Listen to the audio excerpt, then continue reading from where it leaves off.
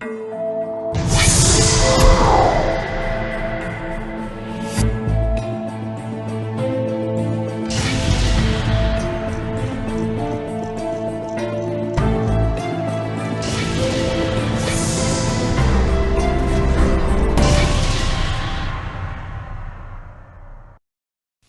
the early hours of Wednesday, May the 27th, he was again taken ill, this time seriously. A few moments before 2 o'clock, Jawaharlal Nehru breathed his last.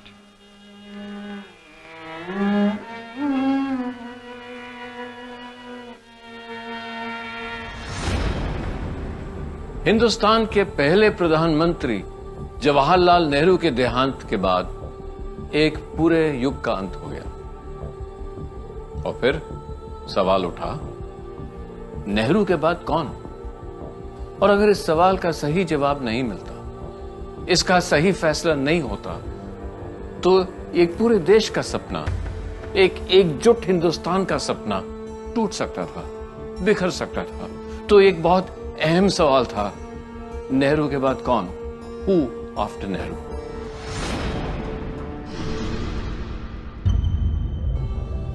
Jawaharlal Nehru के देहांत के सिर्फ 2 घंटे बाद कांग्रेस के एक बड़े माने हुए पुराने नेता गुलजारी लाल नंदा को केयर टेकर प्राइम मिनिस्टर बना दिया गया। यह एक टेम्पररी अरेंजमेंट था, क्योंकि एक सरकार बिना प्रमुख के हो ही नहीं सकती। लेकिन नेहरू के बाद कौन? उनका असली उत्तराधिकारी कौन था? इस सवाल का जवाब शायद सिर्फ एक आदमी दे सकता था, के कामराज। कांग्रेस पार्टी के अध्यक्ष के कामराज उस वक्त देश भर में जाने जाते थे, क्योंकि 1 साल पहले कामराज ने वो किया था जिसके बारे में आज सोचना भी मुश्किल है। कामराज ने खुद ही मद्रास राज्य के मुख्यमंत्री पद से इस्तीफा दिया था, और उनके इस्तीफे के बाद 6 केंद्रीय मंत्री और कई राज्यों के मुख्यमंत्रियों को कुर्सी छोड़कर पार्टी में काम करना पड़ा था। पद छोड़कर पार्टी में काम करने की इस योजना को ही कामराज प्लान कहा जाता है। 27 मई 1964 को कामराज के सामने कांग्रेस पार्टी के अंदर से एक ऐसे व्यक्ति को चुनने की चुनौती थी जिसे सब अपना नेता मान ले। कामराज के सामने एक सबसे बड़ी चुनौती ये थी कि कोई ऐसा नेता बने जो नेहरू के लेगेसी को लेकर आगे बढ़ा सके, जो कांग्रेस को नेतृत्व दे सके ऐसे मौके पर जब कांग्रेस की स्थिति अच्छी नहीं थी। कामराज के सामने यह सवाल भी था कि नेहरू के उत्तराधिकारी, उनके सक्सेसर को बगैर अंदरूनी लड़ाई के, बगैर तोड़फोड़ के और इज्जत के साथ प्रधानमंत्री की गद्दी पर कैसे बैठाया जाए। कामराज से नेहरू के बाद कौन का सवाल पूछा जा रहा था, लेकिन कामराज चुप रहे। वो पंडित नेहरू के अंत्येष्टि से पहले कुछ बोलना नहीं चाहते थे, लेकिन दिल्ली के त्यागराज मार्ग के इस बंगले में माहौल अलग था। तब मोरारजी देसाई यहीं रहा करते थे। मोरारजी देसाई कांग्रेस के बड़े नेता थे। नेहरू जी की सरकार में फाइनेंस मिनिस्टर रह चुके थे, और जब गुजरात और महाराष्ट्र एक राज्य हुआ करता था, तब वो उसके मुख्यमंत्री भी रह चुके थे।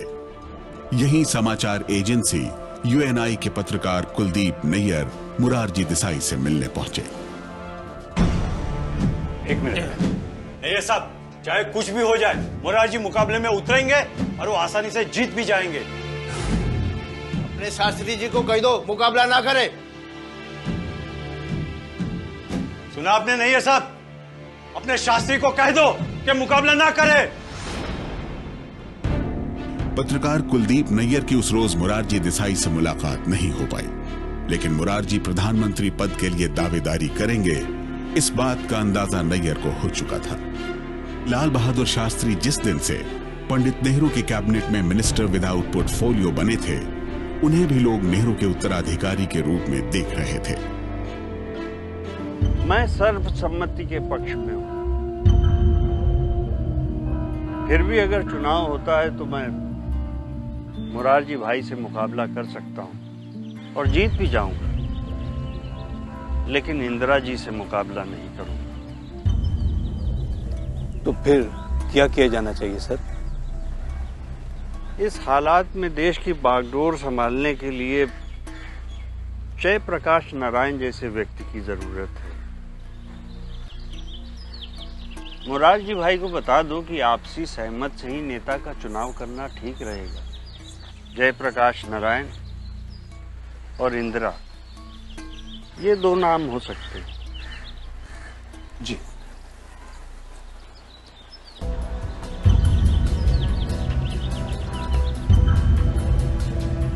शास्त्री जी चाहते हैं कि नेता का चुनाव आम सहमति से हो। इसके लिए उन्होंने दो नाम सुझाए, एक जयप्रकाश नारायण और दूसरा इंदिरा गांधी। जयप्रकाश नारायण एक भ्रमित आदमी, ये मेरा मानना है और इसीलिए मैं उसका पक्ष नहीं ले सकता। और जहां तक इंदिरा का सवाल है, वो तो एक छोटी सी छोकरी है। लेकिन शास्त्री जी नहीं चाहते हैं कोई मुकाबला हो। मुकाबला रोकने का एक ही रास्ता है, मुझे प्रधानमंत्री पद का अकेला दावेदार मानकर। तभी उन्होंने मेरे हाथ ही पैगाम भेजा मुरारजी भाई को कि दो में से एक चुन लेते हैं किसी एक। तो उन्होंने जयप्रकाश नारायण का नाम लिया और दूसरा इंदिरा गांधी जी का लिया। तो मुरारजी देसाई ने दोनों को रद्द कर दिया, कहने लगा वो Indira Gandhi that chit of a girl, और जो जेपी का तो जयप्रकाश ने, वो तो कंफ्यूज आदमी है। प्रधानमंत्री पद के लिए मुरारजी देसाई की दावेदारी जल्द ही अखबारों की सुर्खियां बन गई और इससे राजनीति ने एक नया रुख ले लिया।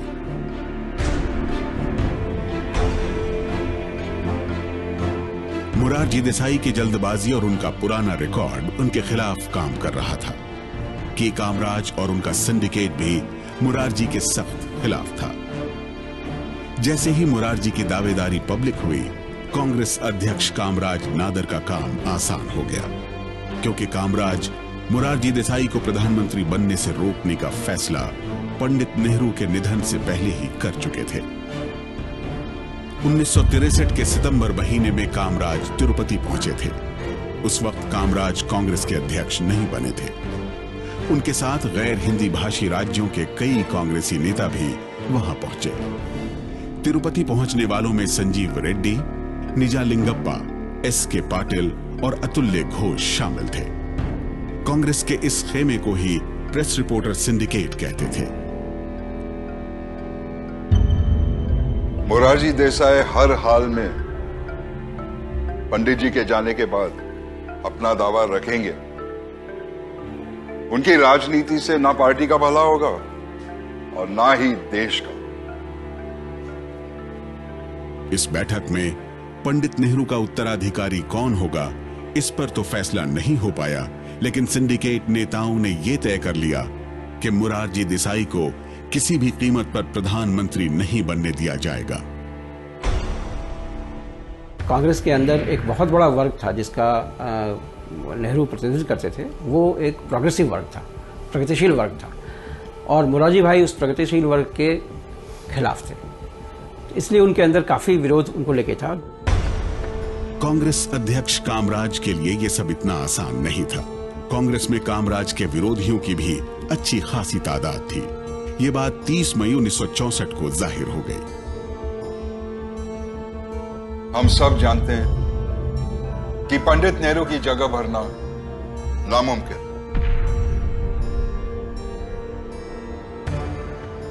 लेकिन इस वक्त अगर हम एकजुट होकर उनका उत्तराधिकारी खोजते हैं तो इससे बेहतर और कुछ नहीं हो सकता है। अध्यक्ष जी,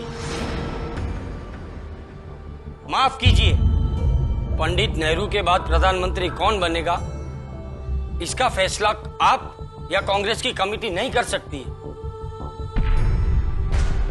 ये अधिकार सिर्फ और सिर्फ कांग्रेस की संसदीय दल का है। पंजाब के मुख्यमंत्री प्रताप सिंह कैरो मुरारजी देसाई के समर्थक थे।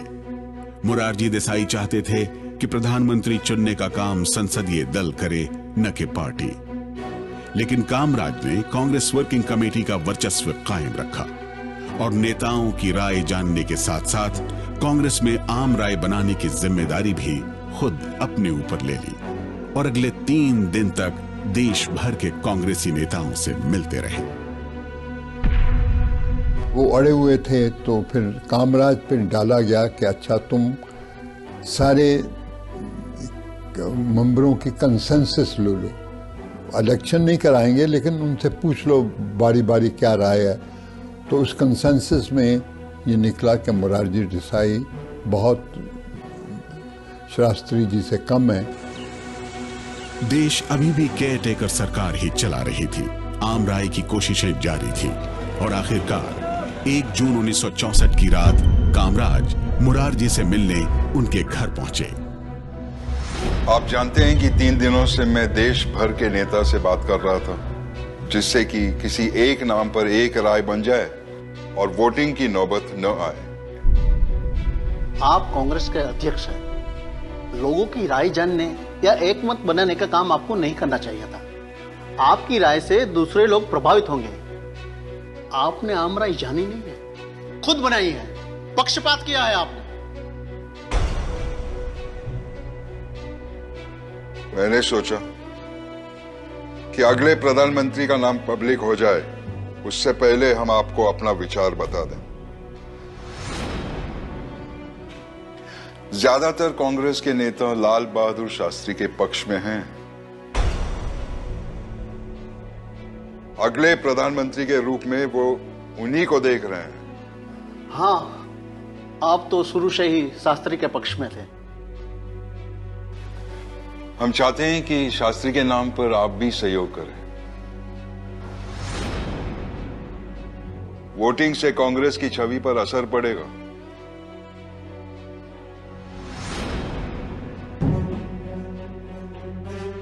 मोरारजी देसाई ने कांग्रेस पार्टी की बहुमत की राय मान ली। कामराज ने मुलाकात के बाद कांग्रेस पार्टी की राय का ऐलान कर दिया। लाल बहादुर शास्त्री की जीत के साथ हिंदुस्तान में पहली बार असली लोकतंत्र की जीत हुई, असली डेमोक्रेसी की जीत हुई। वो इसलिए कि लाल बहादुर शास्त्री एक बहुत साधारण परिवार के थे और बहुत गुर्बत से आए थे, और इतनी गुर्बत कि एक बार तो उनके घर में दवा खरीदने का पैसा नहीं था, जिसकी वजह से उनकी बेटी की मौत हो गई। और जब वो प्रधानमंत्री भी बने तो भी एक छोटी सी गाड़ी खरीदने के लिए उनको बैंक से कर्जा लेना पड़ा। मुझ पर बहुत बड़ी जिम्मेदारी सौंपी गई है। अब तक इस देश का, उसकी संसद का नेतृत्व जवाहरलाल नेहरू जैसे महान व्यक्ति ने किया है। जब मैं ये सोचता हूं कि अब मुझे उनकी जगह लेनी है तो मेरा मन कांप उठता है। लाल बहादुर शास्त्री को औपचारिक रूप से 2 जून 1964 को कांग्रेस संसदीय दल ने अपना नेता और देश का प्रधानमंत्री चुन लिया था। लेकिन लाल बहादुर शास्त्री की सरकार कैसे चलेगी, इसकी सीमा कामराज ने अपने भाषण में खींच दी। हमारे महान दिवंगत नेता की जगह को भरना असंभव है। सामूहिक जिम्मेदारी और सामूहिक नेतृत्व और सामूहिक कोशिश के जरिए ही हम महान लक्ष्यों को पाने की कोशिश कर सकते हैं।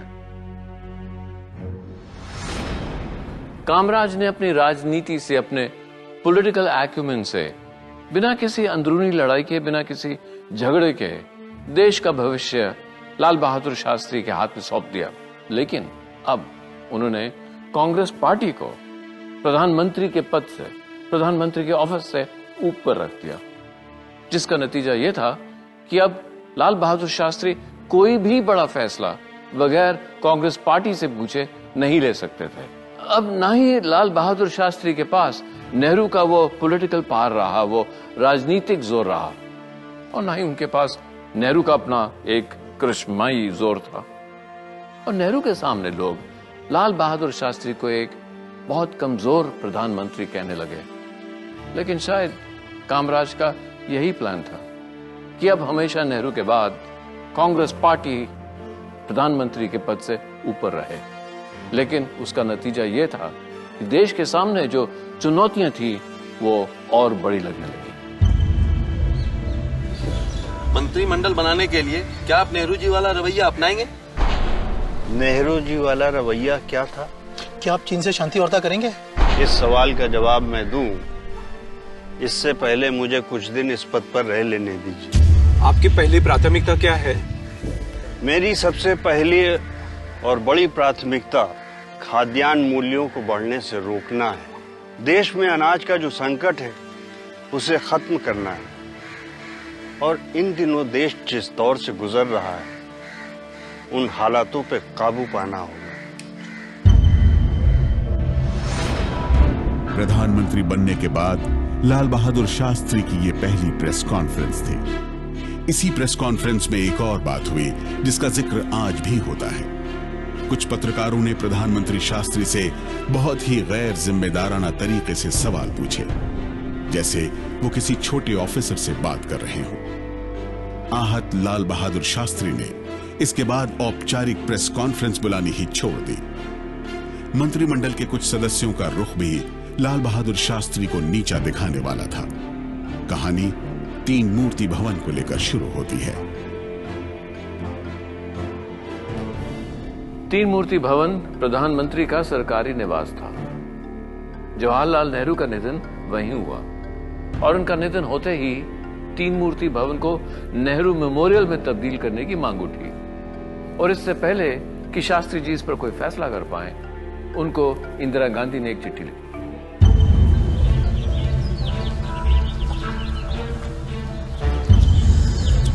सर, इसमें इंदिरा जी का लेटर है तीन मूर्ति के बारे में।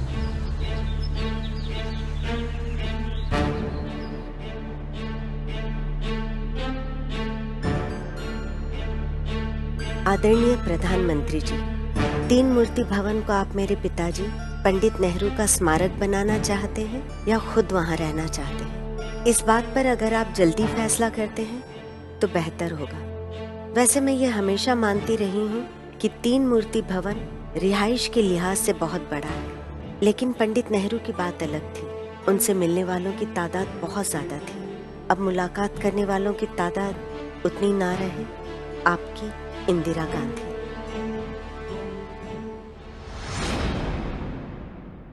इंदिरा गांधी की ये बात शास्त्री जी को बहुत चुभी कि पंडित नेहरू से मिलने बहुत लोग आते थे, लेकिन दूसरे प्रधानमंत्रियों से मिलने वालों की तादाद उतनी न हो। इंदिरा गांधी को शास्त्री ने अपनी कैबिनेट में जगह भी दी। उन्हें इंफॉर्मेशन एंड ब्रॉडकास्टिंग मिनिस्टर बनाया गया था। बहरहाल इंदिरा गांधी की चिट्ठी के कुछ दिन बाद ही जवाहरलाल नेहरू की छोटी बहन कृष्ण हथी सिंह का खत प्रधानमंत्री के पास पहुंचा।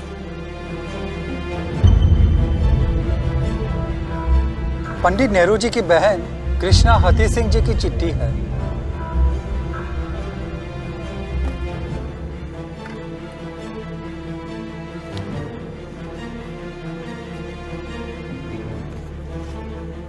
तीन मूर्ति भवन को स्मारक बनाने पर फैसला ना लेने से इंदिरा को काफी परेशानी हो रही है। वो कभी कभी तो बेहोश भी हो जाती है।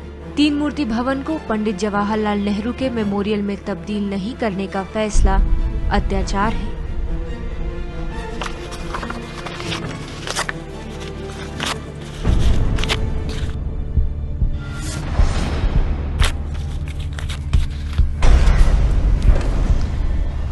अब मुझे तीन मूर्ति भवन के पास भी नहीं जाना।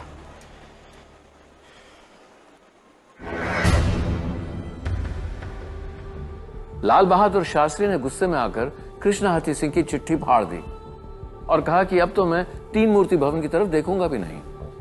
उनकी लाचारी देखिए। एक तरफ तो पंडित जवाहरलाल नेहरू जो बड़े बड़े फैसले मिनटों में ले लेते थे और उनका विरोध करने वाले भी बहुत कम लोग थे, और दूसरी तरफ लाल बहादुर शास्त्री जो ये फैसला भी नहीं कर पा रहे थे कि वो सरकारी निवास में रहें कि नहीं, और विपक्ष ने इस मौके का फायदा उठाया। शास्त्री पूरी तरह से संभलते इससे पहले ही संसद में उनके खिलाफ अविश्वास प्रस्ताव लाया गया। शास्त्री सरकार को अभी 3 महीने ही हुए थे। आज इस देश के हर क्षेत्र पर संकट है, चाहे वो सामाजिक हो, आर्थिक हो या फिर राजनीतिक हो। इसके लिए सरकार दोषी है। सरकार ने ना ही महंगाई कम की है और ना ही भ्रष्टाचार को रोका है। सरकार पूरी तरह से असफल है। मैं चटर्जी के अविश्वास प्रस्ताव का समर्थन करता हूं, क्योंकि आज देश भूखमरी, गरीबी, खाद्यान्न संकट से जूझ रहा है। अध्यक्ष महोदय, शास्त्री जी नेहरू जी की नीतियों से हट रहे हैं।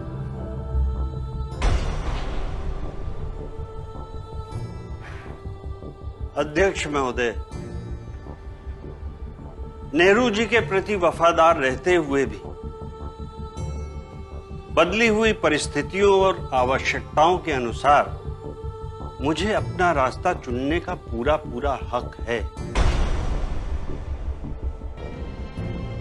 शास्त्री जी कभी आलोचना से दुखी होते हुए मैंने नहीं देखा, और वो आलोचना को हमेशा एक पॉजिटिव तरीके से देखते थे, एक सकारात्मक तरीके से देखते थे, और वो देखते थे कि उसमें उनमें कोई कमी है तो उसको दूर करने का वो प्रयास करते थे। संसद में सरकार के खिलाफ लाया अविश्वास प्रस्ताव तो गिर गया, लेकिन साल 1964 और 65 में अनाज संकट की कमी साफ दिखाई देने लगी। ऊपर से चारों ओर से विरोधियों की आलोचनाएं शास्त्री को परेशान कर रही थी। इन हालात में लाल बहादुर शास्त्री ने अपना अंदाज बदला और एक बड़ा नारा लोगों को दिया। नारा था हफ्ते में एक दिन उपवास का। शास्त्री ने पहले मेरी माँ से कहा कि मैं देखना चाहता हूँ कि मेरे बच्चे भूखे रह सकते हैं कि नहीं। तो उन्होंने एक शाम को मेरी माँ से कहा खाना ना बने, और हम लोग, हालांकि मैं उसमें 15 वर्ष का था, 14-15 वर्ष का था, और मेरे 2 छोटे भाई थे, हम लोग भी भूखे रहे। और शास्त्री जी को जब ये विश्वास हो गया कि उनके बच्चे भी भूखे रह सकते हैं, उनके परिवार के सदस्य भूखे रह सकते हैं, तभी उन्होंने देशवासियों का आह्वान किया कि हम हफ्ते में एक समय भोजन नहीं करेंगे। शास्त्री ने प्रधानमंत्री निवास के लॉन में ही अनाज उगाने का फैसला किया और 2 बैलों के साथ लॉन की जुताई शुरू कर दी। लेकिन तभी इतिहास ने एक नया रास्ता चुन लिया। जब उन्होंने किचन गार्डन बनाने की बात की और लोग अपने घरों में सब्जियां और अनाज उगाने लगे, शास्त्री जी ने खुद अपने प्रधानमंत्री निवास में हल चलाकर उन्होंने भी ये दर्शाया कि आवश्यकता इस बात की है कि हमारे पास जो भी जमीन है उसमें ज़्यादा से ज़्यादा अनाज को पैदा किया जाए। खराब आर्थिक हालात के बीच लाल बहादुर शास्त्री का सामना एक और चुनौती से होने वाला था। चीन से लड़ाई को 3 साल भी नहीं गुजरे थे, भारतीय सेना हार के बाद अपना मनोबल जुटा ही रही थी कि 1965 के मई और जून महीने में पाकिस्तान ने गुजरात के कच्छ के रण पर हमला बोला। यह वो इलाका था जहां कोई सीमा विवाद नहीं था। इतना ही नहीं, इस हमले में पाकिस्तान ने भारत के एक इलाके कंजर कोट को हथिया लिया। 1965 के जून महीने में अंतर्राष्ट्रीय दबाव के आगे भारत को पाकिस्तान से समझौता करना पड़ा। इसके तहत भारत को 75 स्क्वायर मील जमीन पाकिस्तान को देनी पड़ी, जिसकी वजह से प्रधानमंत्री शास्त्री की तीखी आलोचना हुई। संसद में आलोचना करने वालों में विजया लक्ष्मी पंडित भी थी। विजया लक्ष्मी पंडित जवाहरलाल नेहरू की बहन थी और कई देशों में भारत की राजदूत रह चुकी थी।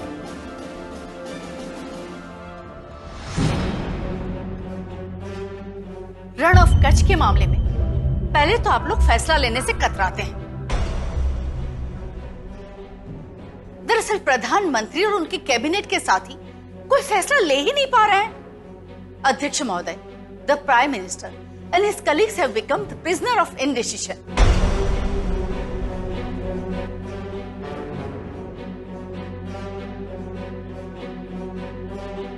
क्या लाल बहादुर शास्त्री फैसला लेने में असमर्थ थे या वो युद्ध को टालना चाहते थे?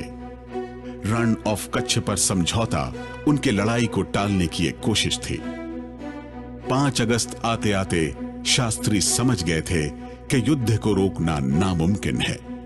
उस दिन ललिता शास्त्री ने घर में पूजा रखी थी और घर वालों के साथ प्रधानमंत्री कार्यालय के अफसर भी दरी पर बैठकर खाना खा रहे थे।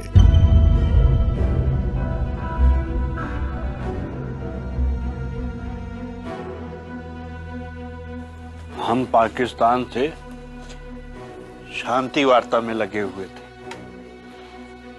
और पाकिस्तान अपने मुरी इलाके में घुसपैठिए तैयार कर रहा था। अब मुझे अयूब खान की नीयत पे जरा भी शक नहीं है, वो हमसे लड़े बिना मानेंगे नहीं। हम उन्हें सबक सिखाए बिना नहीं छोड़ सकते।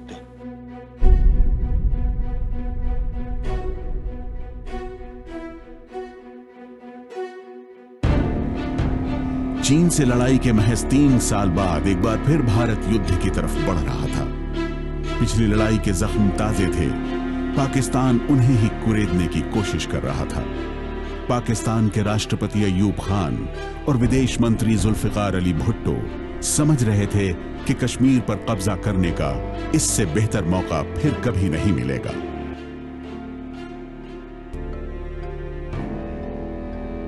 पाकिस्तान के नेता जुल्फिकार अली भुट्टो और अयूब खान ये सोच रहे थे कि चीन से हार चुकी भारतीय फौज अभी पस्त है। साथ ही भारत के प्रधानमंत्री फैसला लेने में हिचकिचा रहे हैं, लिहाजा कश्मीर पर कब्जा करने का सबसे सही वक्त यही है।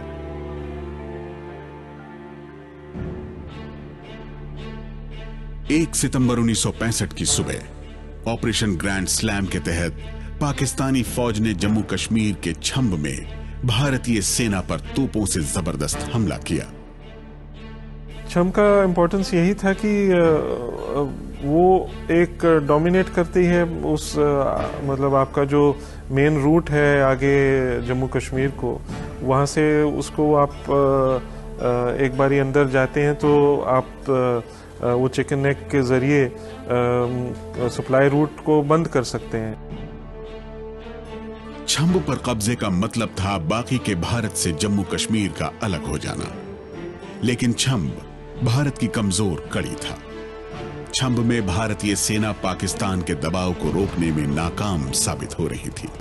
अब बड़े फैसले का समय था। जम्मू कश्मीर को बचाने के लिए हवाई हमले करने की जरूरत थी। थल सेना अध्यक्ष जनरल J.N. चौधरी और वायुसेना प्रमुख air marshal Arjan Singh south block के एक कमरे में दाखिल हुए। सामने रक्षा मंत्री Y.B. चौहान थे। रक्षा मंत्री चौहान को छंब के हालात से आगाह किया गया। जनरल चौधरी, छंब में फौज पाकिस्तान को रोक क्यों नहीं पा रही है? सर, पाकिस्तान अपनी हैवी आर्टिलरी के साथ आगे बढ़ रहा है। हमारी आर्टिलरी इसलिए आगे नहीं बढ़ पा रही क्योंकि आगे पुल कमजोर है। सर, हमें पाकिस्तान की तोपों को रोकने के लिए अपनी एयरफोर्स से बमबारी करवानी पड़ेगी।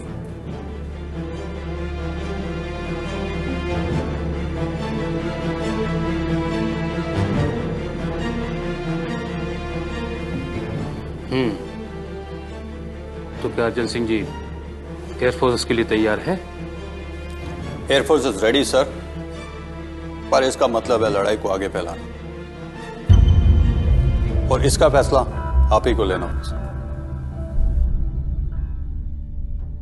पाकिस्तान पर हवाई हमला ही उस वक्त जम्मू कश्मीर को पाकिस्तान के कब्जे में जाने से रोक सकता था। कैबिनेट की मंजूरी के बगैर वायुसेना के इस्तेमाल का आदेश देना एक बड़ा फैसला था। रक्षा मंत्री चौहान ने वो फैसला ले लिया।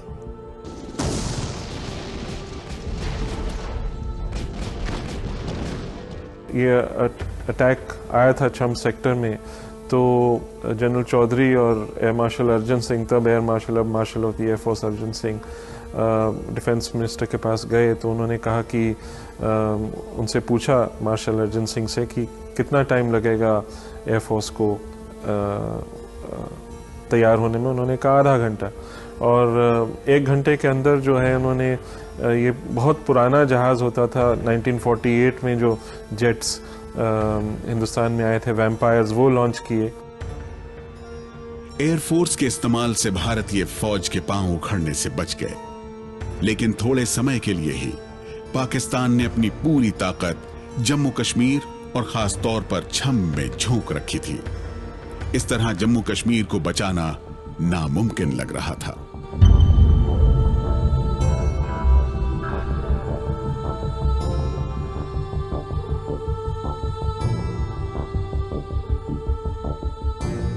जम्मू कश्मीर में हालात फिर से बिगड़ रहे थे। आधी रात को सेना अध्यक्ष ने प्रधानमंत्री से मिलने का समय मांगा। आधी रात को शास्त्री और आर्मी चीफ चौधरी की मुलाकात हुई।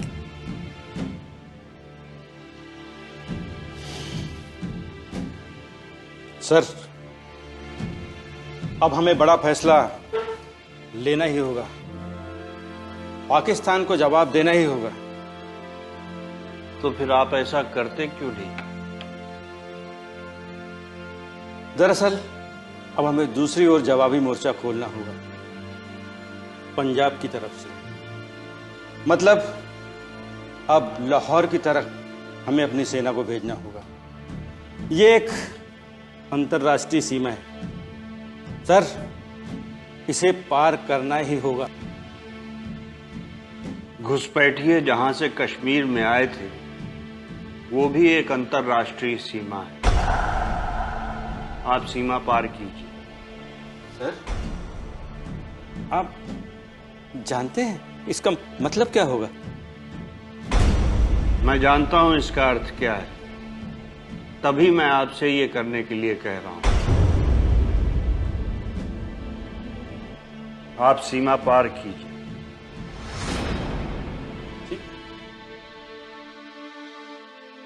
सेना प्रमुख आए हुए हैं। एयर मार्शल अर्जुन सिंह जो अभी जीवित हैं, मार्शल एयरफोर्स हैं, जनरल चौधरी और नेवी के सोमन, ये 3 लोग आए थे।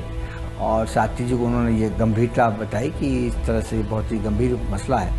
और साथी ने तुरंत कहा कि हमें और फ्रंट्स खोलने चाहिए, आपको मेरी तरफ से पूरी इजाज़त है, आप नए मोर्चे खोलिए और उसमें लाहौर को भी शामिल करिए। लाल बहादुर शास्त्री ने लड़ाई बढ़ाने का फैसला ले लिया। एक बहुत अहम फैसला। पंजाब और राजस्थान का बॉर्डर पाकिस्तान से मिलता था और लाल बहादुर शास्त्री ने सेना को दोनों जगह फ्रंट खोलने की इजाजत दे दी। अब देखिए, लाल बहादुर शास्त्री के बारे में देश में और विदेश में कहा जाता था कि एक बहुत कमजोर, बहुत इंडिसाइसिव, बहुत असमर्थ प्रधानमंत्री हैं। लेकिन उनके एक इस दृढ़ फैसले ने इतिहास का रुख बदल दिया। पंजाब और राजस्थान की सीमा से पाकिस्तान में दाखिल होने के फैसले ने लड़ाई की दिशा को बदल दिया। 7 से 20 सितंबर तक सियालकोट में भयंकर युद्ध हुआ। चारों ओर टैंकों के चलने से धूल उड़ रही थी। गोला बारूद के धमाकों से धुआं पसरा हुआ था। दोनों देशों के करीब 400 टैंक आग उगल रहे थे। भारतीय फौज ने पाकिस्तान के 97 अमेरिकी पैटर्न टैंकों को नेस्तो नाबूद कर दिया और 28 टैंकों पर कब्जा कर लिया।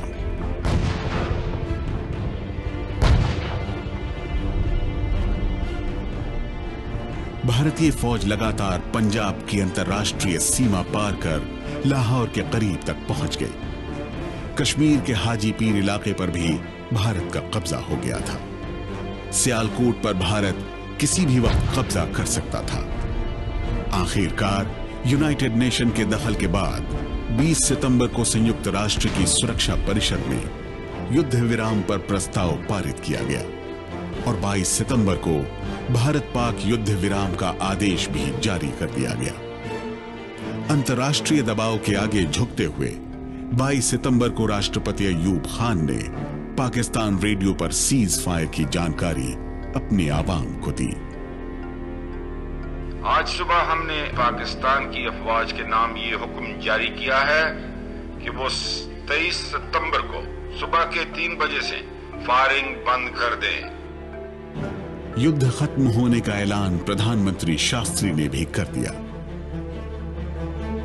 My dear countrymen, at 3:30 this morning, hostilities between India and Pakistan, which began on the 5th August with an invasion of infiltrators, came to an end.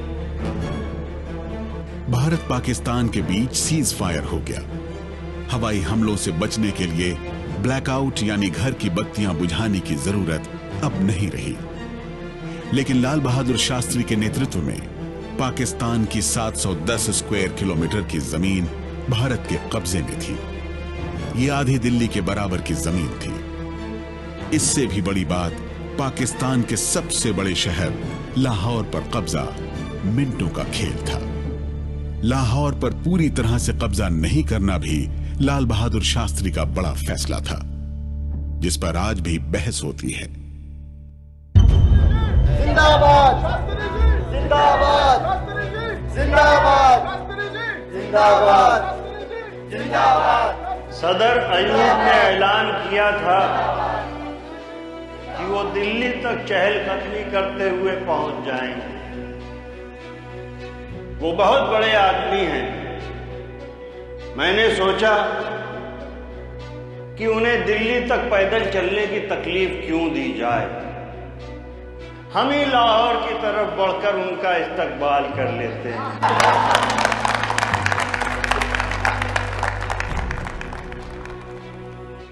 ऐसा लग रहा था कि एक नेता हैं जो देश को हर मुश्किल से निकाल सकते हैं, और वो जहां भी जाते थे अब बहुत जोरों से उनका स्वागत होता था। और ऐसी एक जगह थी इलाहाबाद का उर्वा गांव। एक बात और वो ये कि आज जहां जवान अपना खून बहा रहे हैं, वहां मैं किसानों से निवेदन करना चाहता हूं कि वे अपनी मेहनत करें, पूरी तरह से मेहनत करें। ये दो नारे मुझे लगता है आज देश के लिए बहुत जरूरी है। तो ये नारे मैं आपके सामने कहता हूं और आपसे आशा करूंगा कि आप इन्हें दोहराएंगे।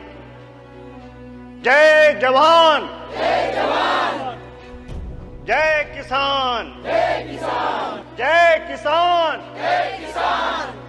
अरे बोलिए, जरा जोर से बोलिए, क्या धीमी आवाज में बोलते हैं आप। बोलिए, जय जवान, जय किसान, जय जवान, जय किसान, जय किसान, जय किसान, जय जवान, जय जवान, जय किसान। जब उन्होंने कहा कि मेरे साथ 3 बार जय जवान जय किसान का नारा लगाइए साथ में, तो एक इतनी जोर से लोगों ने उनका साथ दिया नारे को रिपीट करके कि लगता है वो वहाँ से करीब 30 किलोमीटर दूर इलाहाबाद तक भी सुनाई पड़ा होगा। इतनी जोर पूरी गूंज गई थी आवाज। वो अभी नज़ारा जो है मुझे आज तक याद है, भूल नहीं पाता। सीमा पर लड़ाई थम गई और अब शास्त्री का ध्यान अपनी कैबिनेट की तरफ गया। उनकी कैबिनेट में कई मंत्री थे जो लगातार उनकी खुली अनदेखी कर रहे थे। शास्त्री अपने वित्त मंत्री टी कृष्णामचारी और इंदिरा गांधी के रवैये से परेशान थे। इस माहौल में टी कृष्णामचारी पर कुछ उद्योगपतियों ने भ्रष्टाचार के आरोप लगाए थे। शास्त्री जी ने टी कृष्णामचारी से कहा कि ये जो सारे आरोप आप पे लगाए जा रहे हैं, ये हम जानते हैं कि गलत है, लेकिन फिर भी एक छोटी सी अनऑफिशियल इन्वेस्टिगेशन कर लेनी चाहिए, ताकि बाद में लोग ये ना बोले कि हमने कोई जांच ही नहीं की। इस बात पे टी कृष्णामचारी भड़क गए। उनको गुस्सा आया और उन्होंने शास्त्री जी से कहा कि एक प्रधानमंत्री और फाइनेंस मिनिस्टर के बीच गहरा भरोसे वाला संबंध होता है, जैसे एक पति और पत्नी में होता है, और हमें नहीं लगता कि ये संबंध आप में और हम में अब रहा है। इसलिए हम चाहते हैं कि हम आपको एक इस्तीफा दे दें। टी कृष्णामचारी ने इस्तीफा दे दिया। टी कृष्णामचारी इस्तीफा देने के बाद सीधे गए इंदिरा गांधी के घर, और इंदिरा गांधी ने कृष्णामचारी से कहा था कि कैबिनेट से निकाले जाने की बारी अब उनकी है। शास्त्री जी तो यही चाहते थे कि इंदिरा गांधी हिंदुस्तान की राजदूत बनके, हाई कमिश्नर बनके ब्रिटेन चली जाएं, और वो तो इस बात पे राजी भी हो गई थी। अब आप सोचिए कि अगर ऐसा हो जाता तो हमारी आज की राजनीति कैसी होती, अगर इंदिरा गांधी हिंदुस्तान छोड़ के। बहरहाल शास्त्री जी के इन सब फैसलों का मतलब यही था कि वो सब लोग जो उनको चुनौती दे रहे थे, वो सब अपने अपने किनारे लग जाएं और राजनीति में उनकी जगह मजबूत हो जाए, जहां से उनको हिलाना मुश्किल हो जाए। राजनीति का पासा पलट ही रहा था कि लाल बहादुर शास्त्री को ताशकंद जाना पड़ा। सितंबर महीने में युद्ध विराम हुआ था, खत्म नहीं। दोनों देशों की सेनाएं आमने सामने थी। सीमा पर गोलाबारी होती रहती थी। तत्कालीन सोवियत रूस ने मध्यस्थता की। सोवियत रूस ने ताशकंद में शांति वार्ता के लिए भारत पाकिस्तान की बैठक बुलाई और बैठक की तारीख 4 जनवरी 1966 तय की गई। 4 जनवरी से 10 जनवरी 1966 तक ताशकंद में सोवियत संघ के प्रधानमंत्री कोसिजीन की मौजूदगी में भारत के प्रधानमंत्री और पाकिस्तान के राष्ट्रपति अयूब खान के बीच कई दौर की बातचीत हुई। शास्त्री और अयूब के बीच कई अहम मुद्दों पर असहमति थी, जिसकी वजह से समझौता आखिर तक अटका रहा और बातचीत लगभग टूट गई। It is with great pleasure that I express on my behalf to try to open a new chapter in Indo-Pakistan relationship.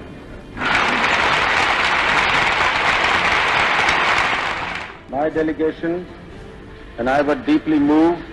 Pakistan recalls the past as it beckons the future.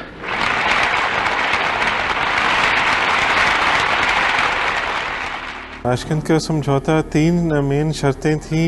Cease fire होगा, दूसरा जो territory जिस पे कब्जा किया था उस पे आप वापस जाएंगे, जो भी आपकी प्रॉब्लम्स हैं वो आप शांतिपूर्वक ढंग से उसको आप रिजॉल्व करेंगे। 10 जनवरी 1966 को दोनों देश समझौते के करीब पहुंचे। इस समझौते के अनुसार दोनों देश एक दूसरे के अंदरूनी मामले में दखल अंदाजी नहीं कर सकते थे। भारत और पाकिस्तान एक दूसरे के खिलाफ शक्ति का प्रयोग नहीं करेंगे और अपने झगड़ों को शांतिपूर्ण ढंग से निपटाएंगे। 25 फरवरी 1966 तक दोनों देशों को अपनी सेनाएं पहले की यानी 5 अगस्त 1965 की सीमा रेखा के पीछे हटानी थी। सेना युद्ध से पहले की स्थिति में वापस जाएगी। इसका मतलब था कि कश्मीर और दूसरे इलाकों में भारत को जो बढ़त मिली थी वो कायम नहीं रहती। समझौते में कहीं कश्मीर की चर्चा नहीं थी। इन शर्तों के साथ समझौते पर प्रधानमंत्री शास्त्री और राष्ट्रपति अयूब खान ने दस्तखत किए। समझौते के बाद ताशकंद में एक पार्टी रखी गई थी। इस पार्टी में शामिल होने के बाद शास्त्री सोने चले गए।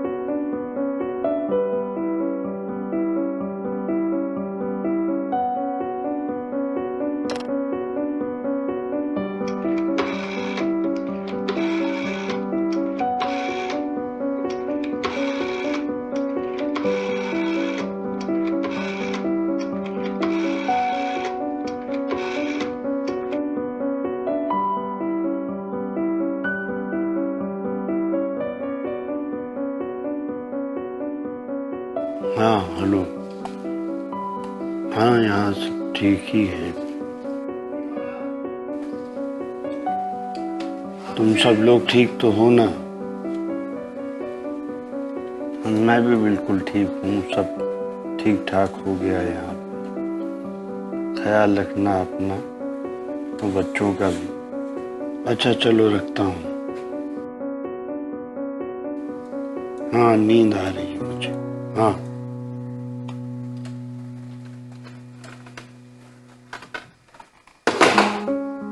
फ़ोन आया था और उस समय उन्होंने ये कहा था कि आज के जो अखबार हैं वो काबुल भिजवा दिए जाएं, क्योंकि वो सुबह काबुल पहुंचेंगे, वो पढ़ना चाहेंगे। तो जानना तो चाह रहे थे कि भारत की जनता की क्या प्रतिक्रिया है।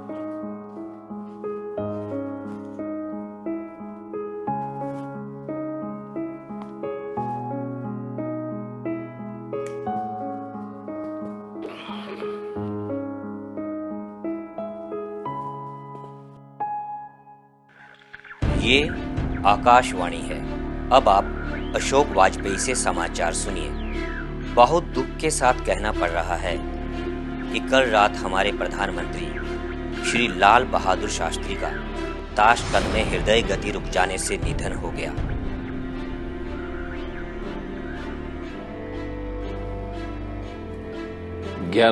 जनवरी 1966 ताशकंद में लाल बहादुर शास्त्री का देहांत हो गया।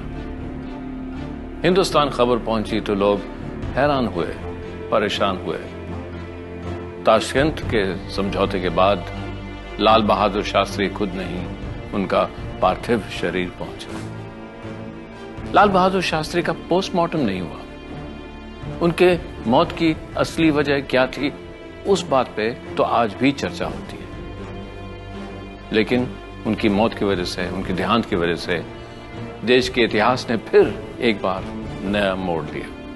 लाल बहादुर शास्त्री सिर्फ 18 महीने तक प्रधानमंत्री रहे, लेकिन उस 18 महीने में उन्होंने देश को क्या क्या नहीं दिया। ताशकंद का समझौता तो सिर्फ उनमें से एक था। जय जवान जय किसान का नारा तो आज भी बच्चे बच्चे के रगों में दौड़ रहा है। और देश को अपने पैरों पर खड़े होने का बीज जो शास्त्री जी बो गए, उसका फल तो हमें आज भी मिल रहा है।